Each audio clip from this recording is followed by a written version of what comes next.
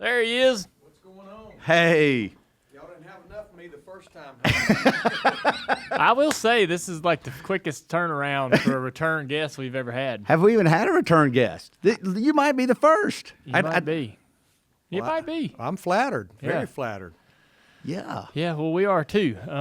We're glad that you're excited to come back. And one of the things, we talked a lot about your career from the start and really learned a bunch about you. There was so much that we didn't get into, and honestly, I'm going to go ahead and say it before we even get started. We're going to have you come back for a third or fourth time probably to be able to dig into it. What we're trying I'm to say, like a cat. I've had 9 lives. You have a lot of layers, to your career. It's amazing when you sit down and really look at it. But one of the things, we're coming in at Daytona 500, and one of the things that we reached out to you and you said you'd be glad to come talk to us about is the 1998 Daytona 500 win. But bigger than that, really, that whole relationship with Dad. So let's just start with, where were you in your career personally when you got either the phone call or the conversation started happening about you coming to RCR? Yeah, I never saw myself leaving Robert Yates Racing. Robert was my best friend. But as the end of the 96 season was closing out, I was mentally and physically beat to death. Why so? Just think of everything that we went through with the 28 car, Dale. I go there, no question, going to the 28 car with Robert Yates and Davey Allison put Larry McReynolds on the NASCAR map. And the success that we started having, and it started almost immediately when I went there in 91. And then Davey Allison became my best friend. My relationship with him as a driver and a crew chief was small compared to our friendship. I mean, we even had our sons baptized together, and Linda and I are Robbie Allison's godparents, and Davey and Liz are Brandon's godparents. That's just the relationship that we had. And then, you get a phone call on July 13th of 1993 that not only the race car driver that you were enjoying all the success with, but your best friend has crashed in a helicopter. And we overcame that as a race team. I still think about Davey Allison every single day. There's not a day that goes by that I don't think about him in some capacity. Again, my best friend. But we rebuilt, and Ernie Irvin comes and drives that 28 car, and we start winning races hand over fist. And battling your dad and them in 1994 for the championship looked like, no question, 3 and 28 is what it was going to come down to. Once again, you least expect it.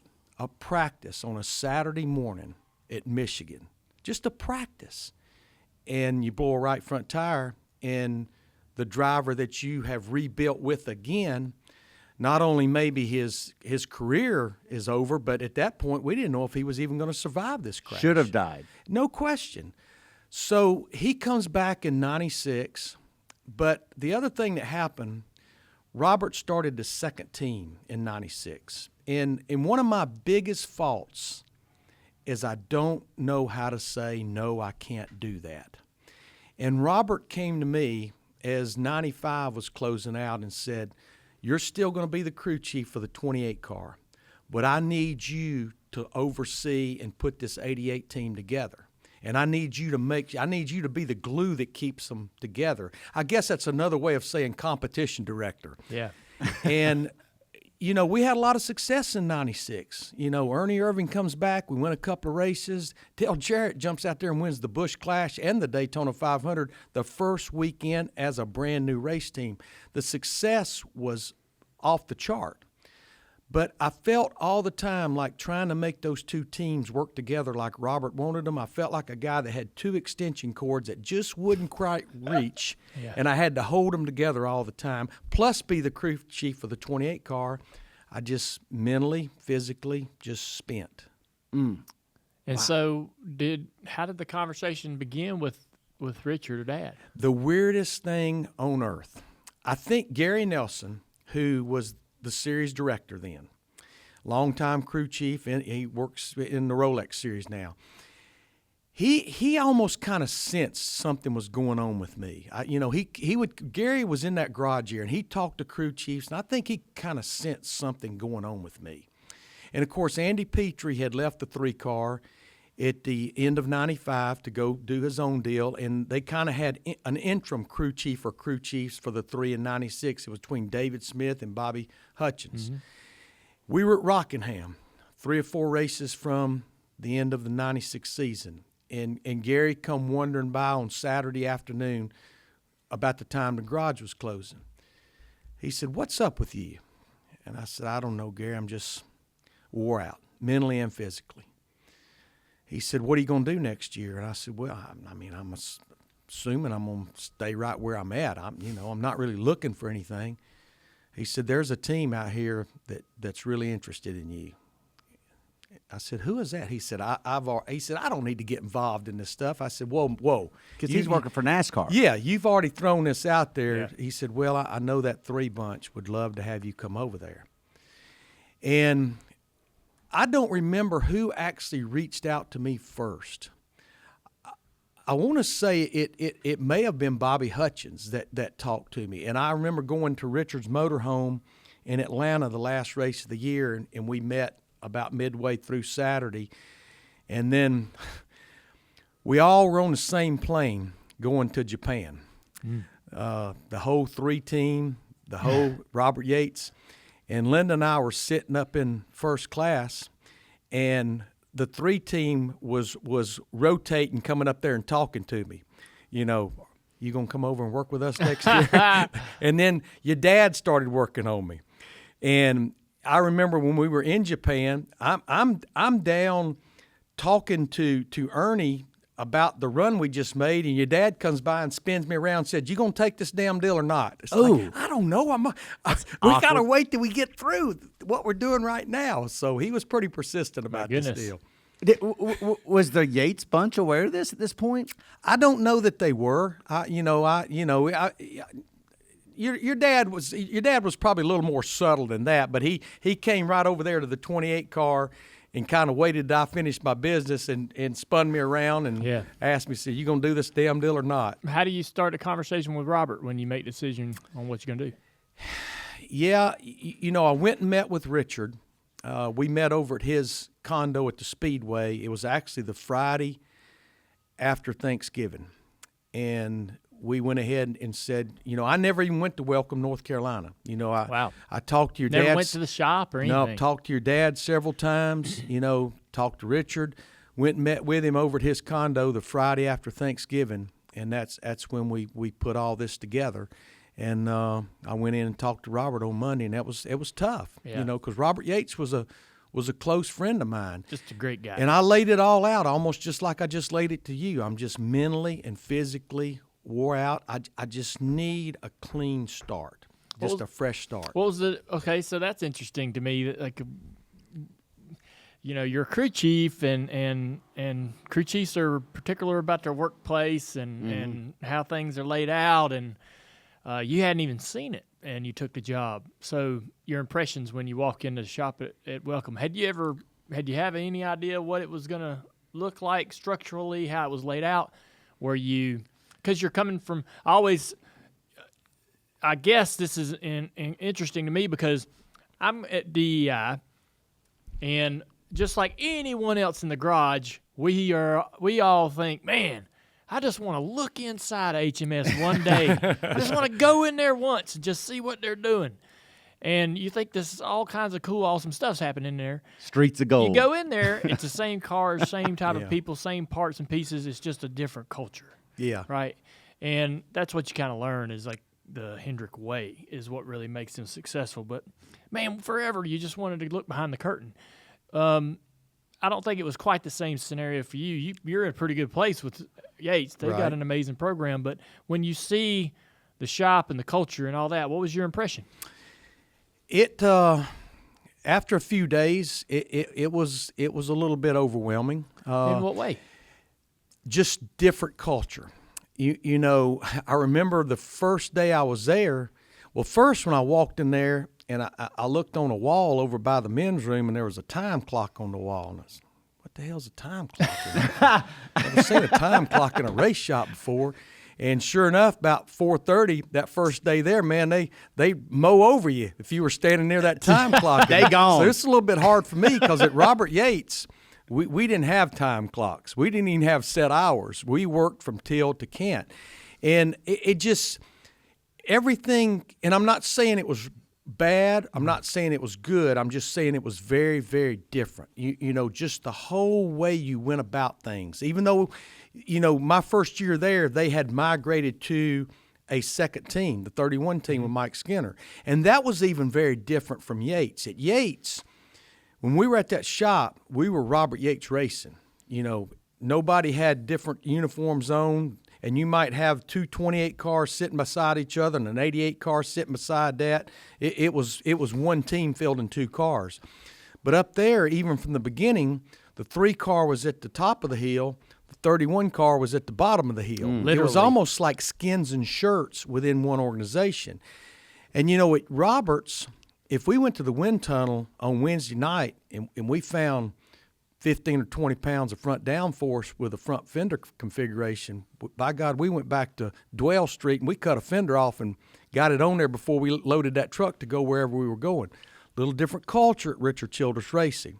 You had to almost go through channels to get that done mainly because that damn time clock over there on the wall. So. Don't you think that's because of you, though? I mean, you would have helped establish that multi-team culture at Yates, and if you had your hands in both buckets from the beginning, that was kind of what he asked you to do, is help get that second team. You're basically writing the culture as it's happening, aren't you?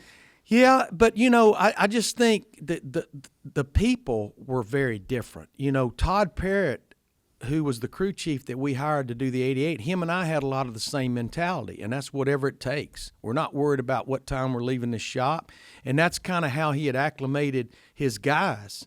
And I was kind of the same way with the 28 guys from the time I went there in 91, which was a very small group. But when I walked into Richard Childress Racing, that group was already established, and they already had ways of doing things. And I don't think one guy, no matter who you were, was going to walk in there and change that culture. That's interesting.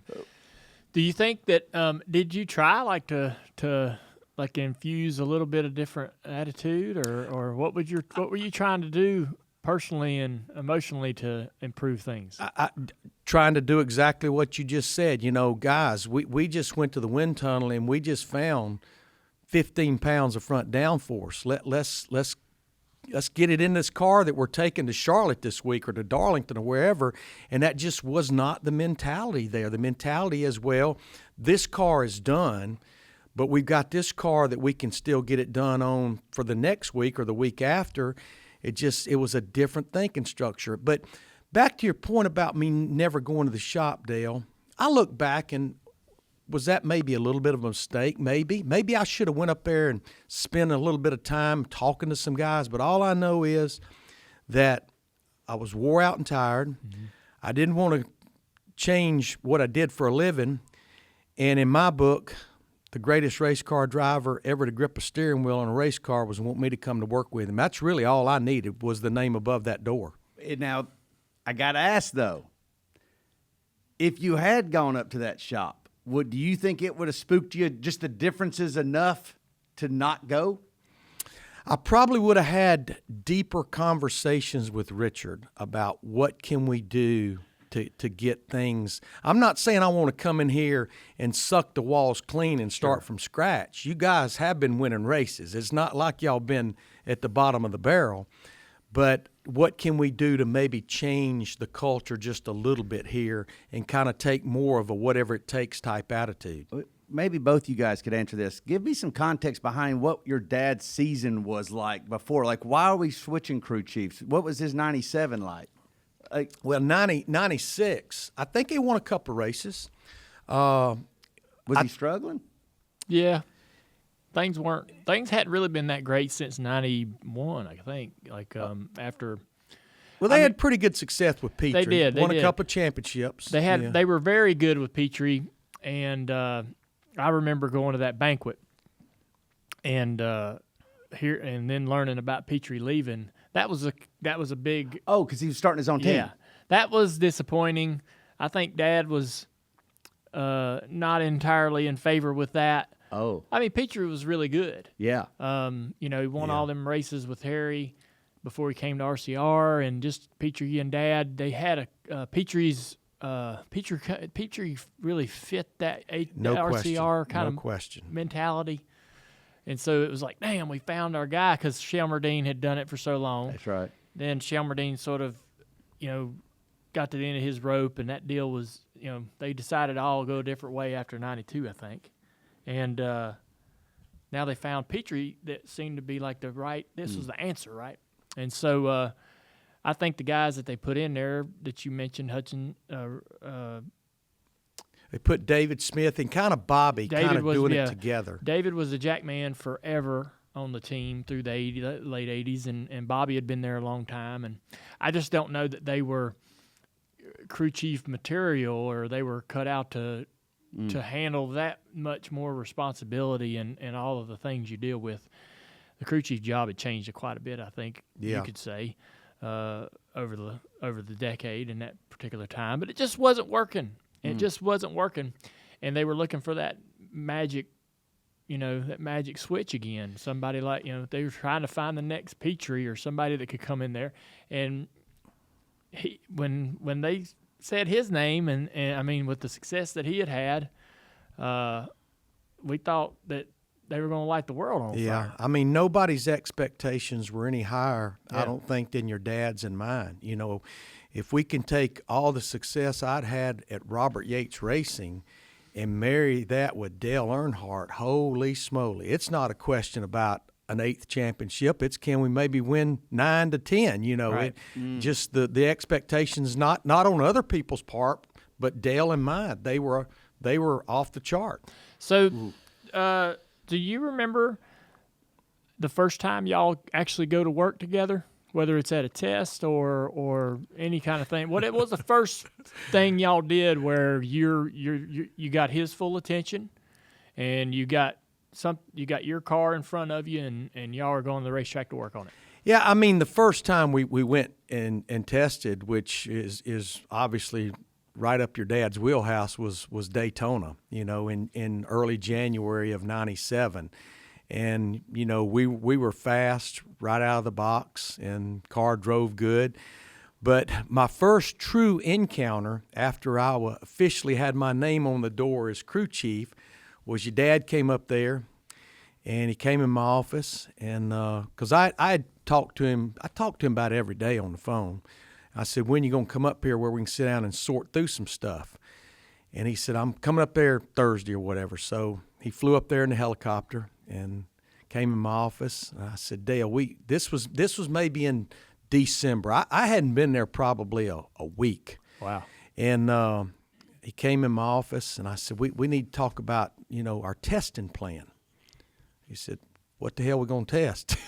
I said, well, we've got we need to look at some tracks that that you maybe think you guys need to be better at, and we need to go test at. I said, we got to come up with a testing plan. And I knew that day right then, boy, this testing thing is going to be a vertical mountain. Yes. He is not big on testing. So he laid the law down to me. He said, I don't test leading into an off weekend. I don't test leading out of an off weekend. If it's a long weekend where we're there 4 or 5 days, I'm not going to test those few days in between. I said, well, I got an idea. Why don't you tell me when we can test? Yeah. I remember going to I remember he had Mike Dillon testing his car at Talladega and Daytona. Anytime there was like a plate race test, he would have Dillon or Dave Marcus or somebody else testing his car for him. He never even went. And he might show up for a half day or a couple hours to jump in it, but most times he wasn't even there. I never actually understood why other drivers test cars when it seems to me like it could only at best be half beneficial. Daytona and Talladega, you're looking at the stopwatch. Yeah. That's it. Yeah, and I mean, whether it was Dale Earnhardt or whether it was Dave Marcus or Mike Dillon, you're trying to A/B stuff and look at that stopwatch. I remember the first time we actually went and tested at a non-super speedway. We went up to Richmond. Yeah. And I had this index card in my pocket, and I'd had it every race weekend, whether it's a test or race weekend, and I had little what-if situations. What if the car's loose? What if the car's tight? And then I had just a list of stuff I wanted to try. And he saw that index card hanging out of my pocket, and he grabbed it and said, "What's this?" I said, "Well, that's some things I want to try." He looked at it. He says, "I've tried that before. Tried that before. That didn't work. I ain't trying that. We just about done." I helped you out. That's so frustrating. Because, it's frustrating to hear. You can't make this stuff up. Is it? Because some of it sounds a little similar to the way you would have been in testing. Yeah, that's true. So that's that's like the problem in not to hijack the direction we're going, but Dad was struggling. Like, Dad was trying to find the answer. This is like the golden ticket. You don't have opportunities to get crew chiefs that are so successful. Anytime you get a new crew chief, if you're a driver, anytime you get a new crew chief, he's going to set this front end up differently. He's going to bump the car differently. He's got a whole different approach, and you can't wait to drive that car through the middle of the corner, because in your mind, it just might be what you're looking for. And when you get older, I'm just as guilty as Dad or any other veteran driver. When you get older, you think you have all the answers. You think you know better. You think you know what you need to do and don't need to do, and what's worth putting time in and what's not worth putting time in. You're lazy. You don't want to test. You don't want to go to Phoenix and test. You don't want to go to Richmond and test. You don't want to do that extra work that's really necessary that 25-year-old is doing. And that 25-year-old's doing that work, and he's open-minded to what the crew chief's telling him, and he's soaking all that in, and that team's getting better by the second, while the old man isn't even at the racetrack.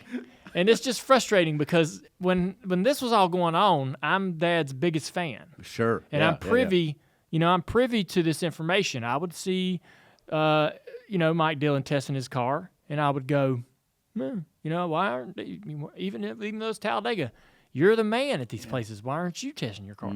Even though Mike can go out there and run the same laps, it's just not the same. Yeah. Dad's in there, he can see there and all those things. That's my right? point. If he's that magician on the racetrack, why isn't he in the car hearing what's going on? And taking it all in and trying to figure out how to make things faster.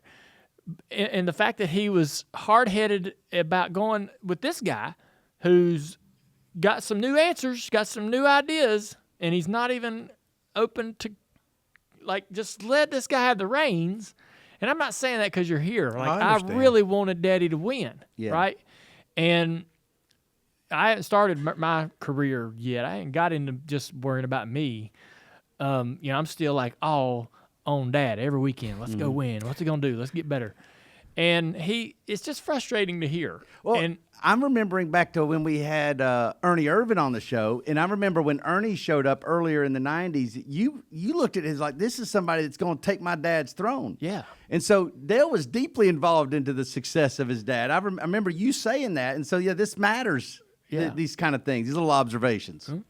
So, and I always kind of felt like, without ever hearing your side of the story, and I definitely haven't had conversations with Dad about it, but I always kind of felt like that, man, and you're here to sort of answer these questions today. I feel like that throughout the relationship with you and him, that he didn't give it the benefit of the doubt, or he didn't give it a fair shake, or he was too hard-headed and too in his own.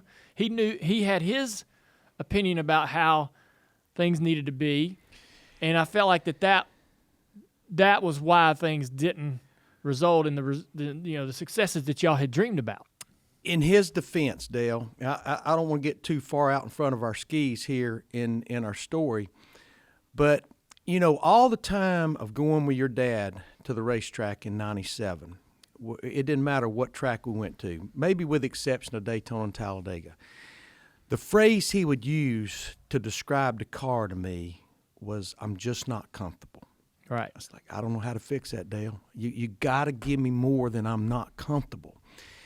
And that's what we fought a lot. And that's what kept me awake at night is I just, I would guess at stuff. I'd go down and stand in the corner and try to watch the front tires. I'd try to make him wear white gloves where I could see his hands, just trying to see what I could pick up on. And it was almost like throwing darts. But he wasn't feeling good. He still was hurting from that wreck at Talladega in '96.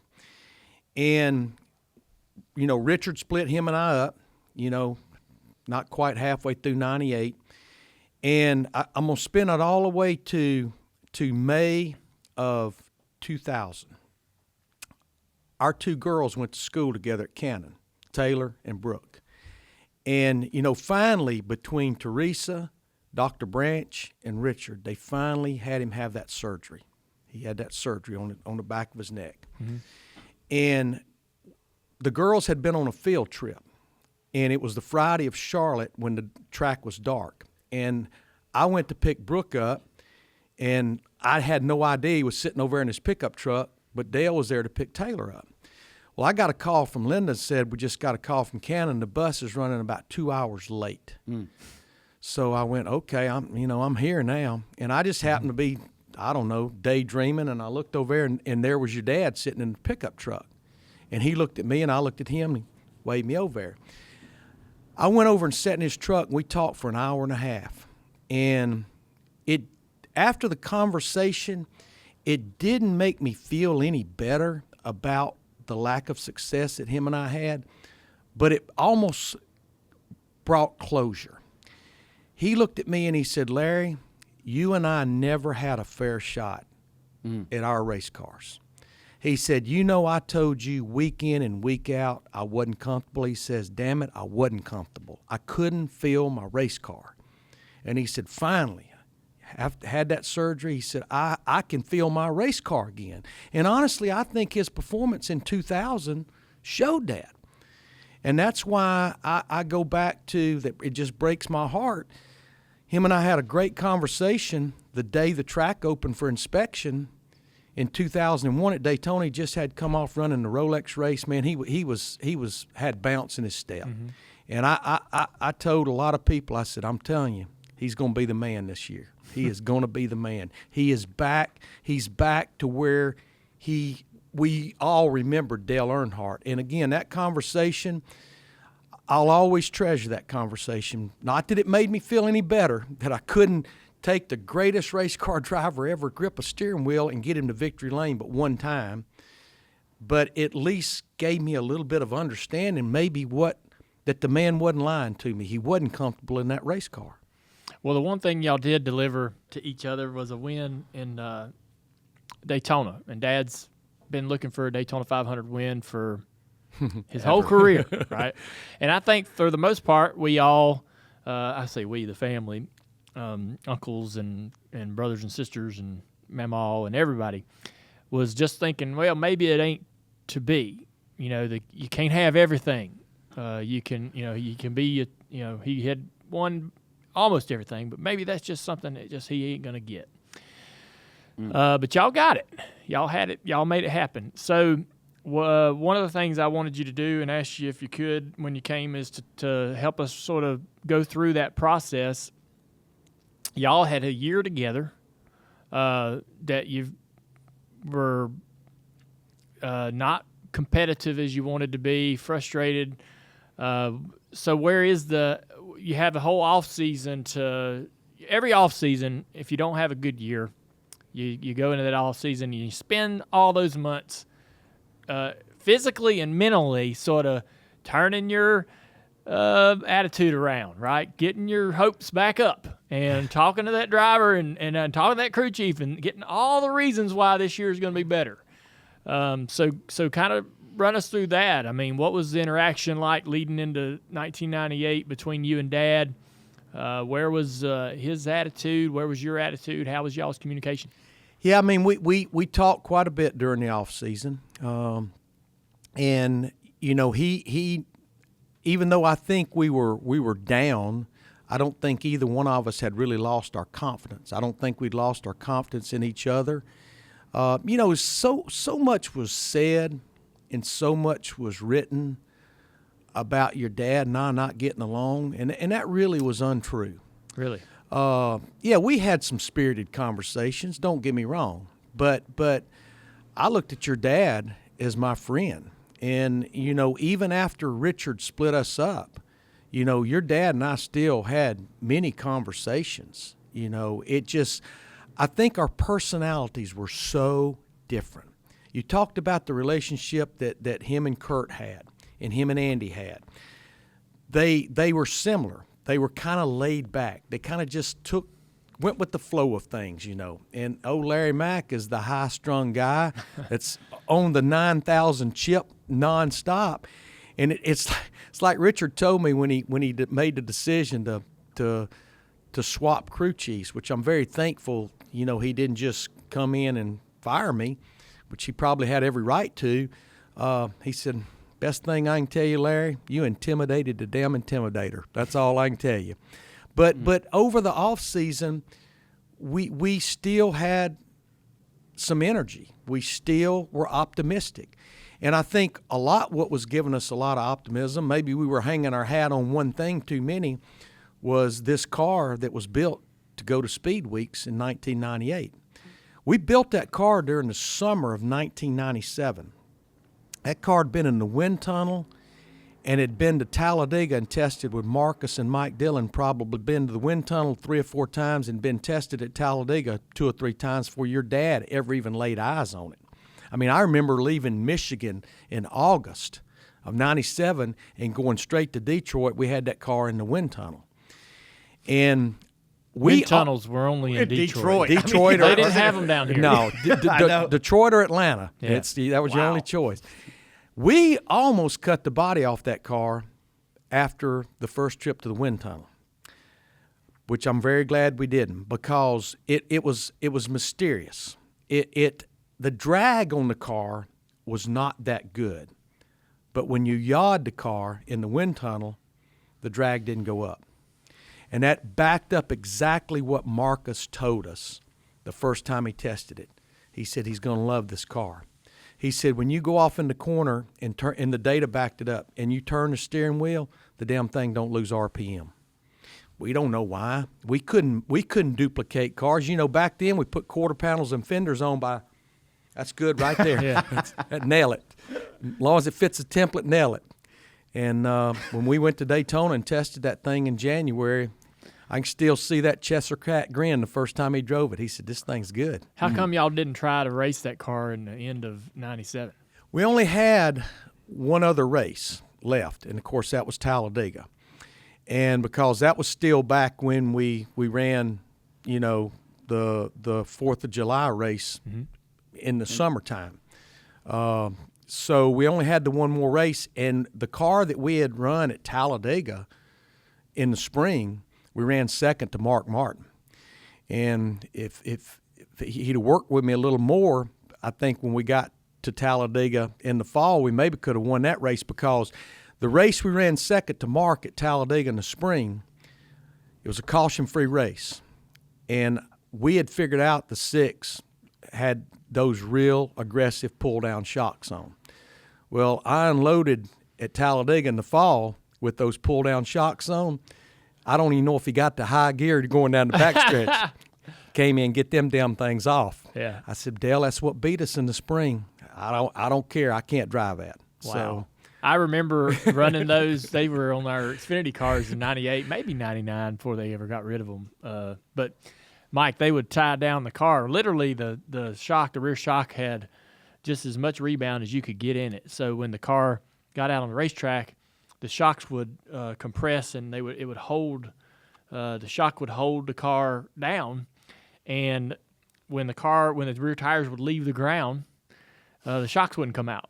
So the car would bounce. Yeah, the back would bounce. That's a huge difference. a bucking horse. It was. I bet. It was painful in your lower back, kidneys, in your guts. bouncing in the seat like that. And every corner exit was the worst as far as I remember, but it was every lap. And we qualified and raced them. And that was just what you had to do. Like, that's going back to what I was talking about. 45-year-old goes out there, makes half a lap, comes in and says, take them off. I ain't driving it. 25-year-old goes out there and goes, I can do this. If this is what you say I need to do, I got it. And say, are you sure this is faster? Yeah. Oh, yeah, it's faster. I guarantee it's faster. I'm wondering how those are faster. It sounds like it would slow you down, being as bumpy as a ride. Well, the rear spoiler is like an inch lower or something like, all the way around the race. You're getting that old spoiler out of the air. Yeah. So fast. Yeah. So interesting. So all right, go back to the car the car you built for Daytona. You got a good, attitudes are still reasonable going into the season. He goes and tests the car, or is it? Did y'all have January tests? He drives the car. We to did, test? yeah. That's the first time he ever even saw the car. He's And he was tickled to death. So what was testing like with him when he was actually in the car?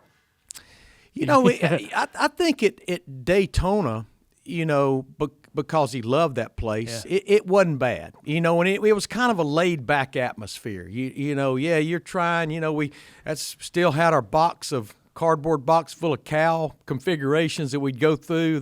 All these different matrices of cows and stuff, and he's kind of laid back. I think he always kind of enjoyed going to Daytona and testing. Yeah, I think so too. I really loved those, that January test at Daytona because everything was new. Everybody's got their new cars. He wasn't real high on sitting in line out there waiting on. Nobody was. That was so miserable. I started taking my MP3 player. Yeah, what are they called? iPods and all that stuff, and sit out there and I'd be listening to some music. Yeah. That's the only way to get through that.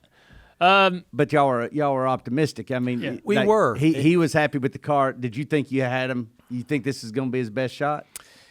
Probably no more than I did 97. I mean, my first time there, I remember we'd had a very up and down day on pit road. And I look up with 20 laps to go, we're leading the darn thing. And car wasn't handling quite like it should. That's when you talked a lot about handling at Daytona. What do you mean?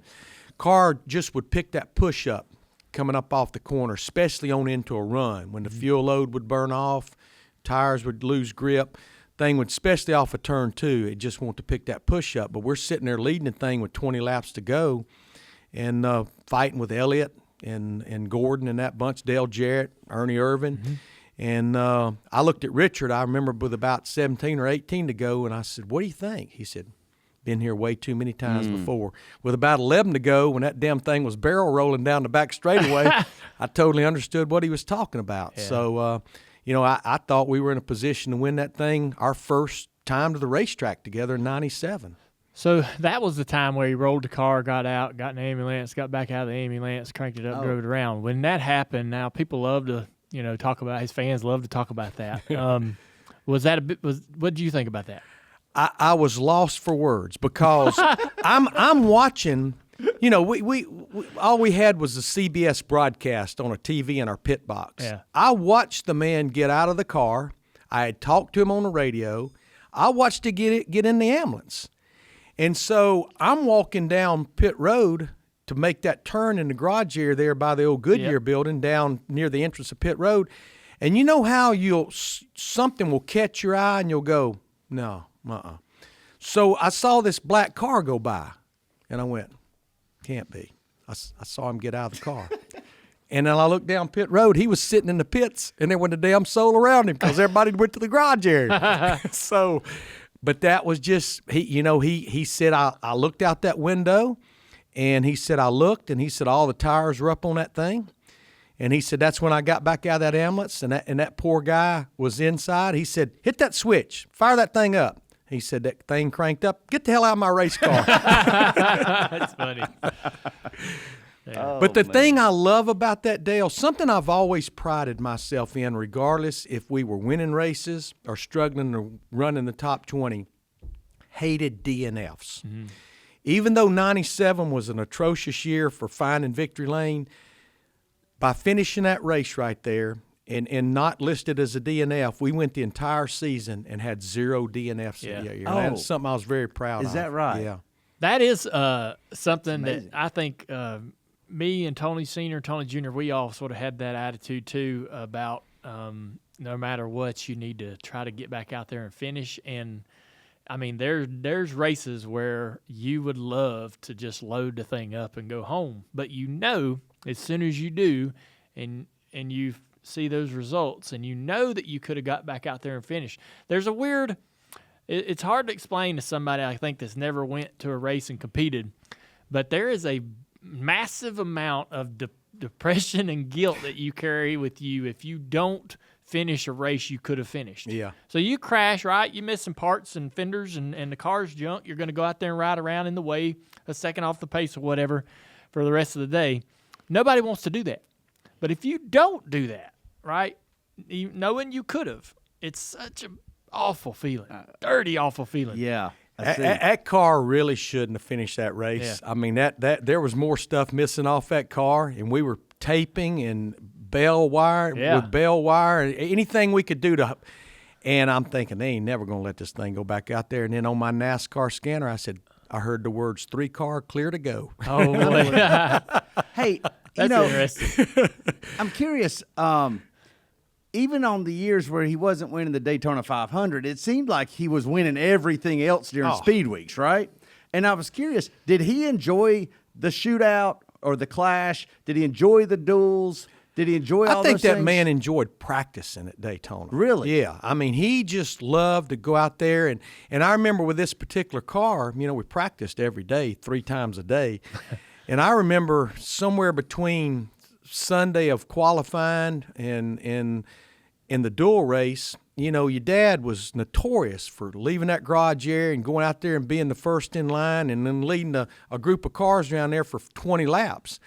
And this one practice, he just led the pack. And finally I said, Dale, why don't you get back in the pack and let's see what that thing will do at the pack? You know what his response was? Don't plan on being there. Yeah. Okay. I'd heard that. I'm going to tell you, that's the most badass response I think I've ever heard. I mean, how was I going to argue with that? Don't argue with him. Now, was that in 98? That was 98. This was practice on maybe Tuesday or Wednesday. That car, it's almost like the slicker that track got, the better that car got. It didn't deteriorate. It didn't go away. It just kept getting better. Boy, I have to think that even after all those years of coming close, I'd have to look around and going, this might actually be our year there. I mean, like, he don't plan on being in the back. Well, you've been 20 years and I know, but that's a level of confidence right there. He liked the car. He definitely had some bounce in his step the entire speed weeks from the time we unloaded, no question. Interesting. All right, hold up. I got one more question though about this. Leading into the race, that was also the year you crashed in Daytona, and so you were like, how plugged in were you with all this stuff going on at the time leading into the race? None. Yeah. Okay. Like I'm like up to my eyeballs in with racing that Xfinity car. I mean, I'd never raced anything like this. You didn't before. know you were getting that ride until like a month earlier. That Cup garage didn't even exist. I had no clue the Daytona 500 was even happening. I don't even remember the duels or any of that. But I was overwhelmed. Yeah. And we flipped, and I hit my head and got a concussion, and so I was on the couch at home. Well, I knew that. Yeah. I just didn't know if you watching the 500. I was so mad because I was feeling sick, but I wasn't sick enough that I couldn't have been there. If I'd known he's going to win, I'd have probably stayed. Sure. Because I'd loved to have been in that victory lane. Well, all right. Anything unusual about race morning? Not really. Well, it all kind of started to unravel. I thought it was unraveling on us on Friday. Your dad started feeling a little under the weather about Wednesday. He was almost like he had a stomach bug or something. And I knew even the day of the dual race he didn't feel good. We won the dual race pretty handedly, and I saw him in victory lane. It just didn't look good. So, was he telling you? He had said something about he didn't feel good. His stomach was bothering him, what have you. So after kind of victory lane and pictures or whatever, I don't even remember if it was the first duel or the second duel. So I looked at him, I said, "You don't feel very good." He said, "Larry, I feel horrible." I said, "Okay, here, let's do this. What do you think about this?" I said, "You're happy with this car?" He said, "Car's good." I said, "There's 2 practices tomorrow, Friday." I said, "Let's skip the morning practice. You sleep in, maybe go infield care center, go see a doctor, whatever. If you'll come out here tomorrow afternoon, we'll go ahead and get our 500 race engine in. And if you'll just run a few laps tomorrow afternoon, let's just make sure nothing leaks, everything's good, and then we'll get serious in happy hour on Saturday." Back then, of course, happy hour still after the Xfinity Series race. He said, "Man, that sounds like the best plan I've heard in a while." So sure enough, we change that engine, take our time Friday morning. Crew chief still nervous because it's like, damn, they're out there practicing and we're sitting in here changing engines. It's just typical personality of a crew chief. So we got that engine changed. So this plan's right on track until about 10 minutes before that Friday afternoon practice. One of those old afternoon thunderstorms rolled in there. Oh, boy. And washed it out. Okay, we're still good. We still got a full hour tomorrow, and he's still happy with his car. We'll dot some I's and cross some T's tomorrow, and we'll be ready to run happy hour. So we're ready, and Classic, your dad, man, he's in that car. He's buckled in. He's ready to drive out the garage gate. I don't even think he got to third gear going off pit road down to turn 1. Something's wrong with this engine. So he came in. Danny Lawrence and them raised the hood. They looked at spark plug wires, making sure they were all on. They pulled the spark plug wires, plugs out, put new ones in, looked a few things, sent it back out. He didn't even get the high gear down the back stretch. Damn it, I'm telling y'all something's wrong with this engine. So he comes back in. They pull the valve covers off, and I'm looking now. We've already missed 20 minutes of this practice. We've not turned a lap since the checkered flag on Thursday, so I'm definitely starting to get a little uptight, nervous. So they pulled the valve covers off. And sure enough, on one cylinder, there was a rock arm that was broke and a push rod that was bent. Dang. Push rod was still there, but it was bent. So Danny very meticulously pulled that rock arm off. All the pieces were there. Pulled that push rod out, put new ones on, ran the valves on both sides, put it back together, cranked it up, ran fine. He left pit road. We're down to 20 minutes to go in this practice, but he made a 20-lap run. He said, "Man, it's good. It's golden." I was like, okay. I'm a big why person. We've got to make a decision collectively. Richard, Danny, got to get Spenny Clendenin on the phone, or engine builder. I want your dad involved. We got to go to the lounge, get on the phone. Why did that happen to that engine? Do we need to change this engine before we race tomorrow? So your dad had this habit of final practice, the last run, he'd pull up and get the Goodyear tire sheet. He'd get out of the car. The guys would push the car around to the fuel pumps, and your dad would guide it. And then they'd push it to the garage area, and your dad would guide the car standing outside the car. So here comes the 3 car, no Dale. Where's Dale? I don't know. So they're pushing it in there, and I'm trying to get Danny's attention. Well, here comes J.R. Rhodes, and I said, "J.R., where's Dale?" Well, he's out there with some fans. It's like, he picked a hell of a time to mix and mingle with fans. I need to talk to that man. We've got a decision to make here about this engine. So finally, he comes by me, and he walked by me like I wasn't even standing there, and he's got something in his hand, and he's on a mission. So I see him over at the toolbox, and he's got something in his hand. He's got a tube of something in his hand, yellow glue, and he's trying to put yellow glue on a penny. And he's got it running down the arm of the sleeve of his darn driver's uniform. I said, "What are you trying to do, Dale?" He said, "I got this penny, lucky penny. I'll put it on the dash of my car." I said, "Okay, if I help you put that penny on the dash of the car, can we go over as a group and make a decision on this engine?" Well, after I got the whole story, I felt about that tall, about being ill at him, about he really wasn't mixing, mingling with fans. He was out there with a Make-A-Wish child, Wessa Miller, just still remember today. Her wish was to come to Daytona and meet Dale Earnhardt, and he was out there, having some time with her. And she gave him that penny and said that was her lucky penny she wanted him to have. Good news is we did change the engine. The good news is we did win the race. So did you find out why the Motors bent. I don't know if I ever really got the reason. I just, when I think Spinny and Danny, they would have been okay, but I think they were second guessing. God forbid we leave that thing in there. As good as this race car is, and that's why we have spare engines. And we feel like our spare and the backup to the spare is just as good as the primary. Let's put it in there and be done with it. Yeah, I remember that story about the girl, the Make-A-Wish kid, and gives him the penalty. You lose the penny to the dash. He brought it up in victory lane. He genuinely felt, and he believed in that penny. He had enough glue on that penny to glue 100 pennies on the dash, though. It wasn't going anywhere. That is so neat, and it's so cool to hear that story because it's such an. There's no other way we would ever hear that, but that was a prevalent part of his whole celebration was that penny. I remember as a fan, just when he won, that was something that really stuck out. Was that the girl?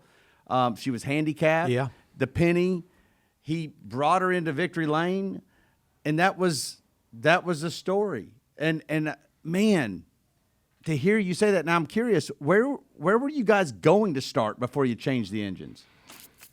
Well, I think on the second row because we had won the dual race. Because you won the dual. Yeah, won the dual race. So now you're in the back. Yep. Well, back then, no, you didn't have to go to the rear for changing engines. Yeah, we changed engines like we changed tires. They did. So you could still start. All right. So so we didn't give up our start. So the decision to change the engines was much easier than I would have thought. It was just the fact of having an engine that had not turned a single lap. That was the only little thing you're nervous about. Sure. But I was a lot less nervous about that engine than I was one that had an issue on Saturday, even though it ran fine for those 20 or so laps on Saturday.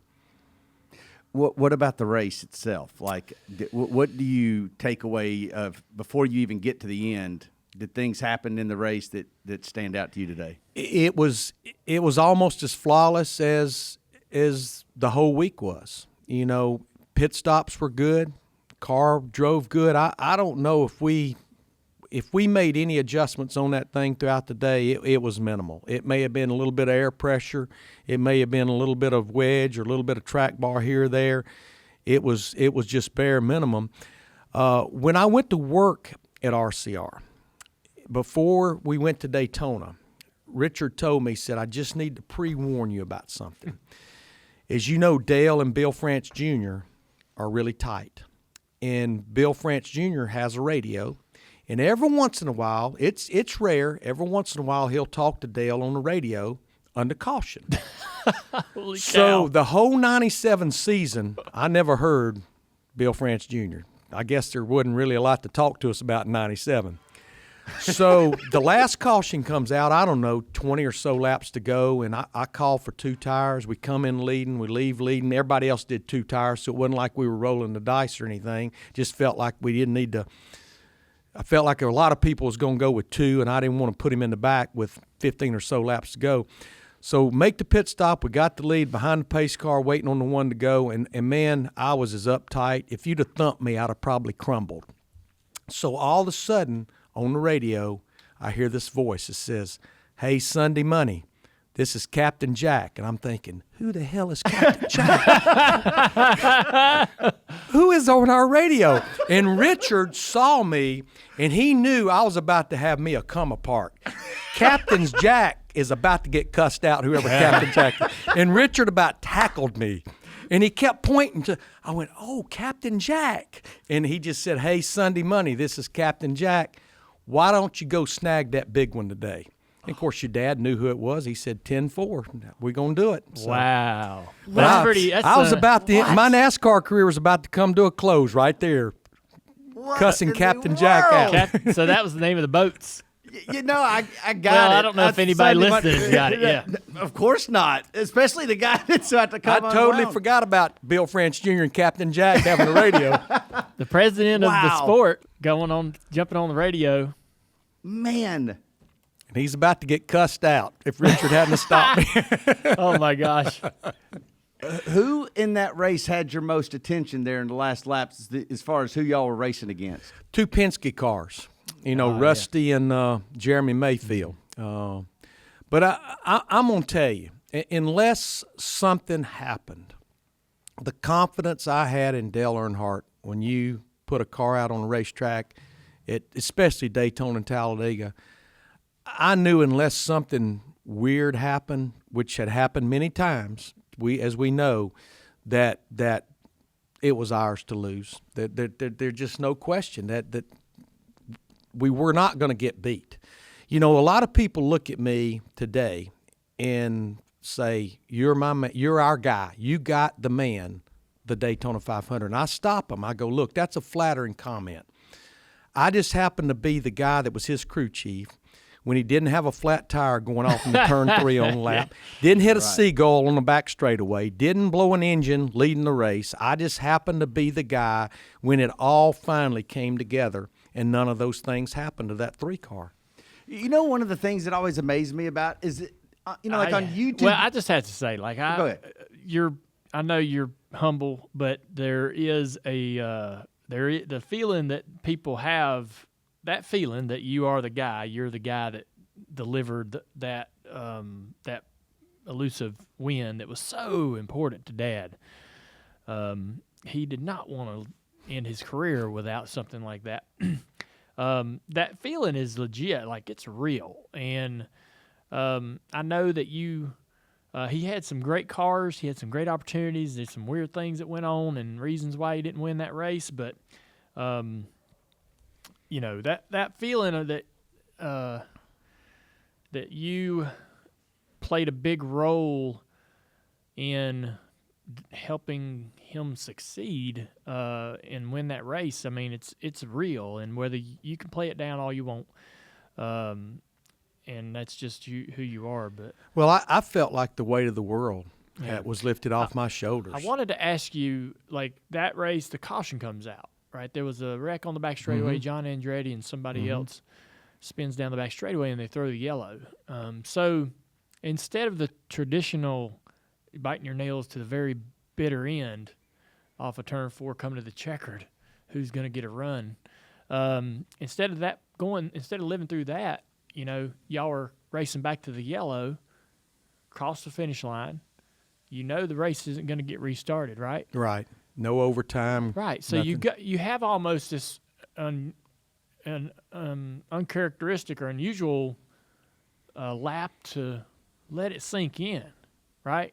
Looking around and what are you doing? Well, I still was not taking it for granted, Dale. You weren't going to do I the was thing. not going to say this is done until I saw him truly come underneath that checkered flag. And, Danny Culler, our spotter, when the wreck happened over there coming off turn 2 on the backstretch, it was really not a bad wreck, but it was enough to bring the caution out. And Danny knew the deal. And I made sure and stayed off the radio, let Danny talk him back. You got to bring – and, of course, I can remember, Danny, you got to bring it back to the line, champ. You got to bring it back to the line. And then the minute that happened, I said, you've got to make sure, maintain caution lap speed. We got to get back around here one more time. I didn't want that to be the next freak thing that happened, is we don't maintain caution lap speed and cars pass us or something freak happens. And so, until I saw that car truly take that checkered flag, mainly I guess because of what we had been through in 97 and what I knew the 3 car had been through for 20 years trying to win this thing, I wasn't going to count those chickens until that thing was absolutely underneath that checkered flag. Yeah.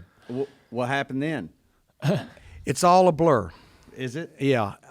Honestly, I remember Victory Lane. I remember going to the Unical suite with your dad and Richard and having a toast and going to Bill Jr.'s Captain Jack's suite. He gave us all a cigar. Going through the media car wash down on pit road, Richard and your dad and myself. And then the guys had taken the car and tore it apart for inspection, and then you have to put it back together. And honestly, I remember all those things, but it didn't sink into me. It was pouring down rain when they finally loaded that thing back in that little trailer to be able to put it into the Daytona experience the next morning. And none of my family was down there. They were all home sick with the flu. And I remember walking in the pouring down rain from the garage to my motor coach, and it was about 11:30, quarter to 12. And when I sat down to take my shoes off, that's when I think it finally hit me. I went, damn. just won the Daytona 500 with Dale Earnhardt. I don't think, even though I remember everything that went on, but there's one other moment, Dale and Mike, that I'll never forget as long as I live. It was in Victory Lane. I've told this story a lot. It was in Victory Lane, and things were kind of settling down a little bit, but there's still pictures after pictures after pictures, and the crew was still there and the car was still there. But I remember kind of taking a step back and in watching your dad and Teresa, and quite honestly watching Richard and Judy. It's their first time too. And I was fortunate enough 6 years prior to experience it with Davey, but it's still just as special. I'm sure if you win a third one, it's just as special too. But to watch, especially your dad and Richard, it's almost like watching your kids unwrap their presents on Christmas. That's what it meant to me, to just take that step back and just kind of take it in and watch their smiles and their actions and how much it truly, I'll never forget that as long as I live. That's such a great analogy because that's kind of how it feels. It's like unwrapping a present for Christmas morning. Oh, man. Did you go to Rockingham next, right? Is that and use the provisional? Let's not talk about that. Damn, Mike. Well, reality came back in at some point, right? Yep, about 5 days later. Man, that's the way the sport works, man. You are a hero. Humbling sport. Oh, it is. And the thing about winning the 500, you talked about, what it did mean to me. Trust me, I felt like the weight of the world was lifted off my shoulders and I am not kidding, I'm not exaggerating. As the 97 season was closing out and we had not found Victory Lane, I was getting hate mail. I was getting mail that said, Ford sent you over here to sabotage Dale Earnhardt Sr.'s career. They sent you over here to sabotage Chevrolet.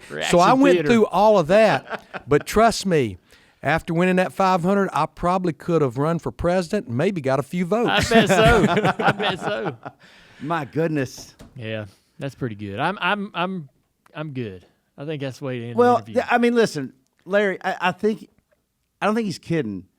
We got to just keep having you back. I mean, but we never really talked about This is the Dale Jr. download, not the Larry Mack download. I know, but you know what? I've said this a lot of times, and when people ask me about our show, when I really I think when we're all done and we look at the overall body of work of what we've done, like years ago, when it's been done for years, and we look back, it's going to be us getting to really understand, Dale Jr. getting to understand who Dale Earnhardt was. You've just opened up so much insight into Dale Earnhardt that I don't think Dale knew, and I certainly, and I'm going to tell you, it just feels like a privilege to be able to understand that week and that year and all that you went in. I'm just honored to hear it. Yeah, my opinion of y'all's relationship, the split, the 2 years y'all worked together, year and a half y'all worked together, all of that was quite different than the way you explain it. And, so I appreciate that because I had a lot of respect for you. And I always, you were the guy that Dad won his 500 with. And I know that they brought you over there with all these great intentions and expectations. And I know that Dad was a reason. Dad's bullheadedness and hard-headedness certainly, had you one hand tied behind your back, whether you'll admit that or not. But, but anyways, I had formed this opinion of how things were and how you even felt about it, right? So to hear a bit of a different skew on that is really refreshing. Never had. Yeah, I'd be so mad at him at times. I could just pinch his head off. Yeah. But had all the respect and admiration in the world. And even though we didn't bear a lot of fruit, I wouldn't trade that year and a half for nothing in the world. Just one little quick story on the testing, and you'll appreciate this. Again, he'd already told me I don't test before and off weekend. I don't test after, and he gave me all these stipulations on testing. Well, 97, my first year with him, was our first year to go to Texas Motor Speedway. And everybody was going there testing. And Bobby Hutchins had worked for a week, and he finally came to me and said, Larry, this is not good. He said, the only days I can get is the Thursday and Friday before Easter. And I said, you want to call him or you want me to call him? Well, I knew he was going down to the darn Bahamas for Easter, so I said, I'll call him. So I called him. I said, Dale, I know this is not what you want to hear, but I said the only time we can get Texas to test him, we really need to go there and test, is the Thursday and Friday before Easter. And there was a silence on the phone. And all of a sudden he said, well, I tell you what I'm going to do. I'm not happy about it, but I'm going to fly back Thursday morning. He's already been down there. He said, we'll start testing whenever I get there. We'll test Thursday. We'll test Friday, but at noon, I'm out of there. The damn airport in the Bahamas don't have lights, and I'm going back on Friday. Okay, that's a lot better than I expected. Dale, so help me. We made the last run about 5 minutes to 12 on Friday. By the time that I was up on the hauler and I made a few notes and I wanted to come down to debrief with him, the helmet was swinging in the 3-car and the rental car was headed out the gate. I had to call him on the cell phone to see what the last run did. That's hilarious. Wow. Man. Well, man, listen. Yeah. We got to end it there, right? Yeah. We got to end it with a win. Larry, we appreciate you for coming. We got a lot more to get to. We have all these notes that we put in. We have a shared note system here, and we have a lot of notes from that we did not get to from your first interview with us. So we definitely got to get you to come back. There's so many other people's careers that you were a part of. So many other stories that we really need to get from you. So we'd love to have you back sometime this year. But thanks for helping us kick our season off, man. This is a great way to start the year. I'm flattered just to come do this show with you. I've been a big fan of the show that you guys watch it faithfully. And to be the first show for 2021, that's even very flattering. And, just the fans that reached out after the first show that said, you got to go back and do it again. You got to go back and do it again. That was very flattering and overwhelming. Well, thanks. We appreciate it, and people are going to be glad to hear what you got to tell them. And we start our show at the and you know how this is doing TV. You start the season and things start out, and then they just kind of build from there. Your audience builds and everything else. So I don't think that we've ever started the season stronger than this. Well, so you're gonna help us have just an incredible year, and get a lot of other people's stories out there too. So. Have a great week, man. Enjoy the Daytona 500. Hard to believe. You're gonna be working again this year and doing what you do as the People's Crew Chief. America's Crew Chief. He's the People's Crew Chief. New name. You came to the download and left with a new name. I just had T-shirts made that said America's Crew Chief. Now I might have to have other ones made. Go straight to the trademark office and get People's Crew Chief done. I know Trurex's shop, they make T-shirts. Yeah, that's who makes mine. That's who makes mine. They made I think right Brandon's the one making money off of it, though. Yeah, he's got a heck of a deal going over there. Man, he's a businessman, very smart. All right, buddy. Thank you. Thank y'all.